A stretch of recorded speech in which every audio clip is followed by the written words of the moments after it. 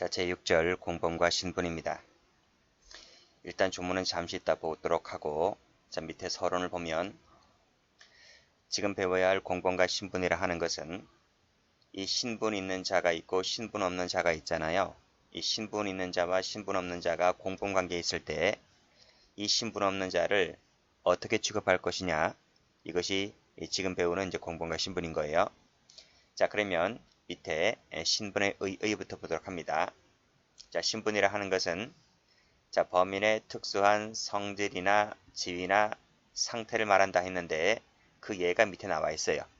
이 성질 관련된 예가 나와 있죠. 성별, 남자다, 여자다, 이거 다 신분이 될 수 있어요. 연령, 그쵸? 14세 이상자이냐, 14세 미만자냐, 즉 책임 능력자냐, 책임 무능력자냐, 이런 것들도 신분이 될 수 있고, 장애 여부, 그 다음 직계 존속인지 아닌지, 그쵸? 친족관계인지 아닌지, 이런 것들 다 신분이 될 수 있습니다. 자, 인적 지위 관련해서는 공무원, 그쵸? 우리 수뢰죄 할 때 나오죠?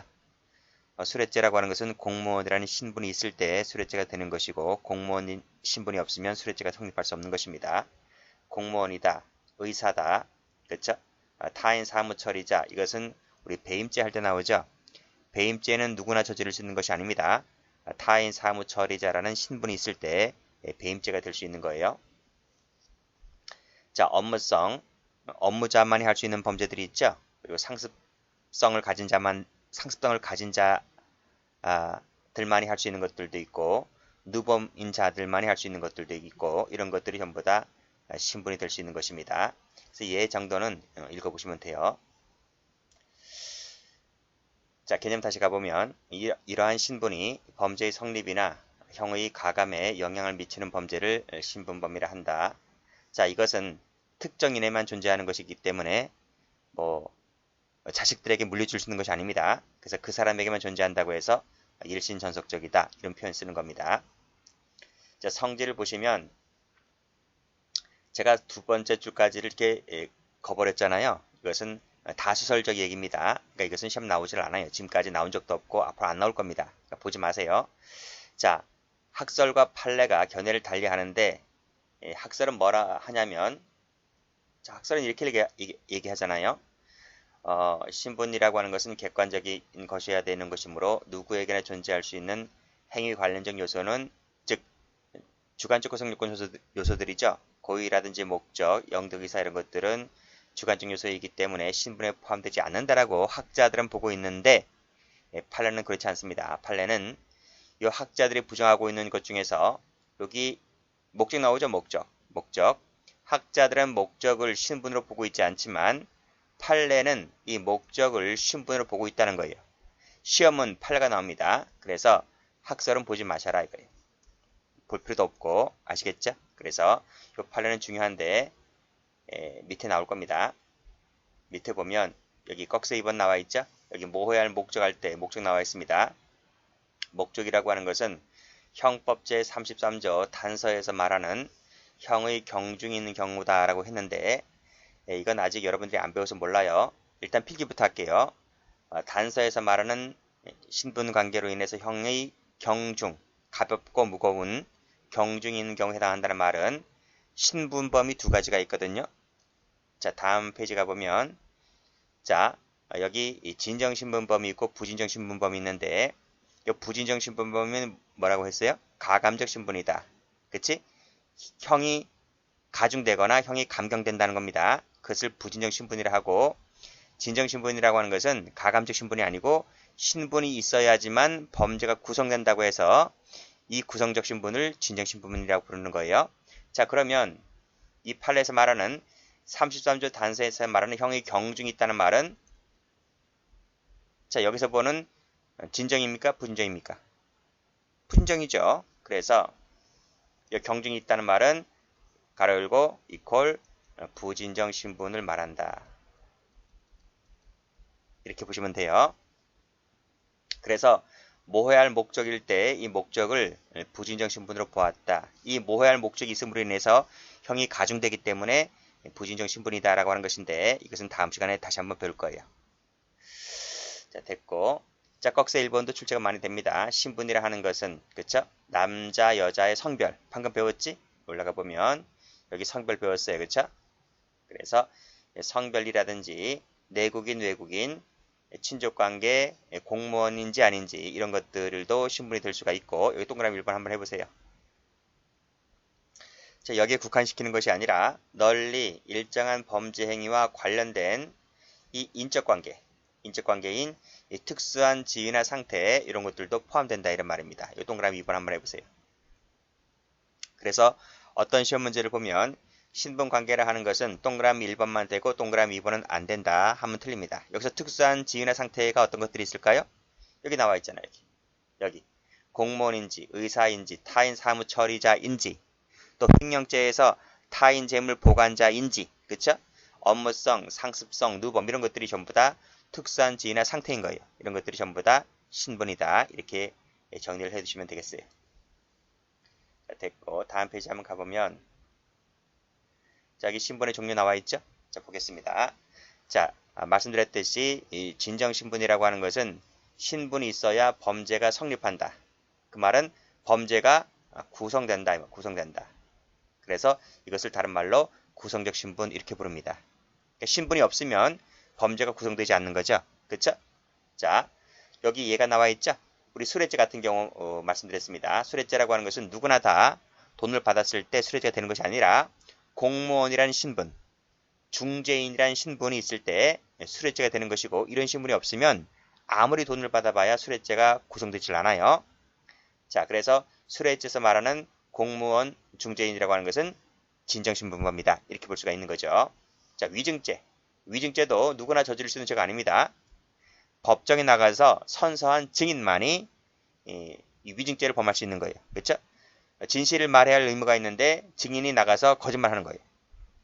그랬을 때 이 증인만이 저지를 수 있기 때문에 위증죄에서 증인은 진정신분범인 거죠. 그렇게 보시면 되고 횡령죄에서 타인 재물 보관자인 경우만 횡령죄가 될 수 있는 것이고 그 외의 자는 횡령죄를 범할 수가 없는 거예요.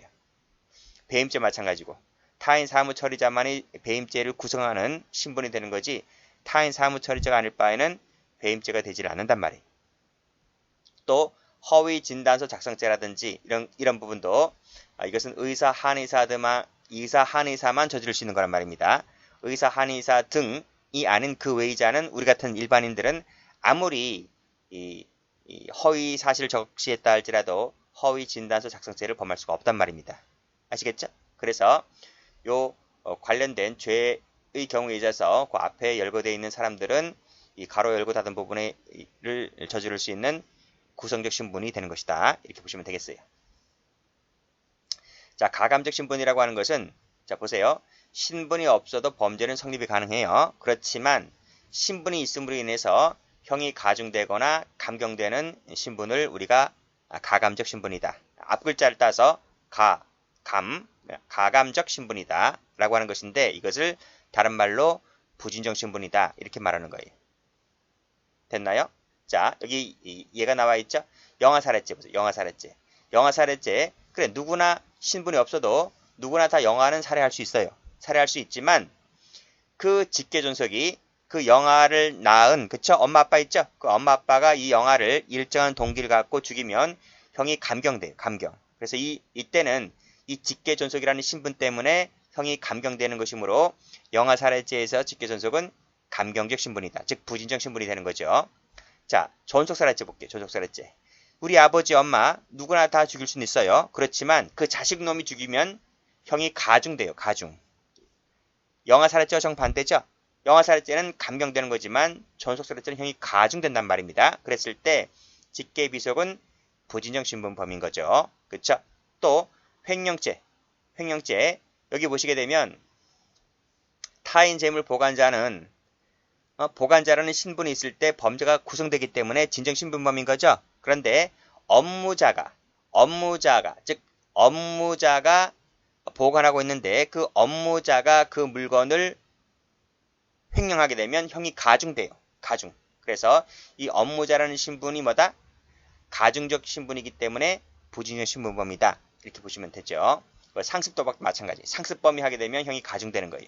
이런 것들이 다 부진정 신분 관련된 것들이다. 이렇게 보시면 되겠습니다. 자, 됐죠?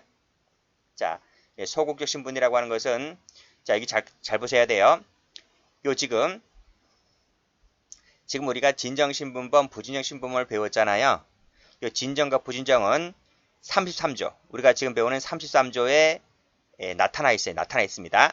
나타나 있는데 그 밑에 나와 있는 위법성을 조각하는 신분, 책임을 조각하는 신분, 형벌을 조각하는 신분, 이런 신분은 자, 소극적 신분이라고 하는 건데요. 이 소극적 신분은 33조에 나타나 있질 않아요. 나타나 있지 않기 때문에 이것은 형법 조문으로 해석할 수가 없고 법 이론에 따라서 이제 풀면 되는 거예요. 그것은 소극적 신분할 때 제가 다시 한번 말씀드릴게요. 일단 소극적 신분은 33조를 해결하는 것이 아니고 33조를 해결하는 것은 이 진정과 부진정이라고 하는 이 적극적 신분에 있다. 이렇게 보시면 되겠습니다. 자, 됐나요? 자, 됐고 이 소극적 신분은 이 세 가지가 있는데 출제가 되는 것은 거의 위법성 조각 신분 관련해서만 출제가 됩니다. 왜냐하면 이 관련된 판례가 몇 가지가 있기 때문에 이 판례 때문에 출제가 되는 것이고 밑에 책임 조각이든 형벌 조각은 거의 판례가 없으므로 거의 출제가 되지 않습니다. 그때 가서 말씀드리고. 자, 됐나요? 됐습니다. 자, 그러면 앞 페이지 한번 가보세요. 앞 페이지를 가보시면 제가 이것만 하고 강의를 끝내도록 할게요. 자, 33조 보세요. 자, 잘 보세요. 자, 신분이 있어야 성립되는 범죄. 방금 배웠지? 신분이 있어야 범죄가 구성된다고요. 그러면 여기서 성립이라고 하는 범죄는 무슨 범죄를 말하는 거야? 그치? 진정신분을 말하는 거야. 진정신분. 진정신분범을 말하는 것이다. 그쵸? 자, 신분 없는 사람을 제가 비신분자라 할게요. 비신분자. 그래서 자, 진정신분범에 있어서 신분 없는 사람이 즉 비신분자가 가담했대. 이 가담이라고 하는 것은 어떻게 가담했을까요? 가담의 형태가 어떻게 되는 겁니까? 우리가 지금 공범 파트에서 배운 게 뭐밖에 없어요. 간접정범, 공동정범, 교사방조범을 배웠잖아요. 간접정범이라고 하는 것은 교사방조 형태로 이루어지는 거잖아요. 그러니까 가담이라고 하는 것은 형태가 세 가지밖에 없는 거예요. 공모하고 교사, 방조 이 세 가지 형태밖에 없는 거죠. 자, 신분 없는 사람이 공모, 교사, 방조 형태를 가담했을 때에는 그 신분 없는 사람에게도 이 없는 사람이 누구야? 비신분자죠. 그 비신분자에게 영어로 미투. 그쵸? 그 사람에게도 지금까지 배웠던 30조에서부터 32조까지의 규정을 그대로 적용하겠다. 이런 말입니다. 됐나요? 됐죠? 자, 여기까지가 이제 끊는 거예요. 끊는 거. 그래서 33조는 자, 두 번째 줄 중간까지가 이제 본문인 거죠. 본문. 여기까지를 본문이라 하고 그 다음 또 다만 나오죠. 다만 신분 때문에 형의 경중이 달라지는 경우에는 신분 없는 사람은 무거운 형으로 벌하지 않는다. 이 다만이라는 이 부분 때문에 그 이하를 다만 이후를 단서라 불러. 단서. 그래서 33조는 본문과 단서로 이제 구성되어 있는 거예요. 그렇죠? 그래서 이 본문 따로 배워야 되고 단서 따로 배워야 되는 것인데 이것이 그다지 만만한 파트가 아닙니다. 자, 그리고요. 일단 본문은 제가 말씀드렸죠? 본문은 말씀드렸고요. 자, 계속 읽어볼게요. 자, 신분 때문에 형의 경중이 달라지는 경우에 경중이란 말 썼죠? 이걸 뭐라 불러? 이것을 부진정 신분범을 얘기하고 있는 거예요. 그랬을 때에는 이 신분 없는 사람, 즉 누구지? 비신분자에게는 무거운 형으로 벌하지 않겠다. 이 해석은 다음 시간에 설명을 하고 일단은 33조가 말하고 있는 것은 본문에서는 진정신분범을 말하고 있고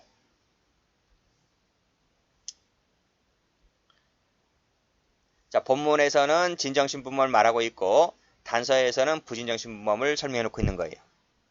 아시겠죠? 자, 그러면 관련된 자세한 내용은 다음 시간에 합니다.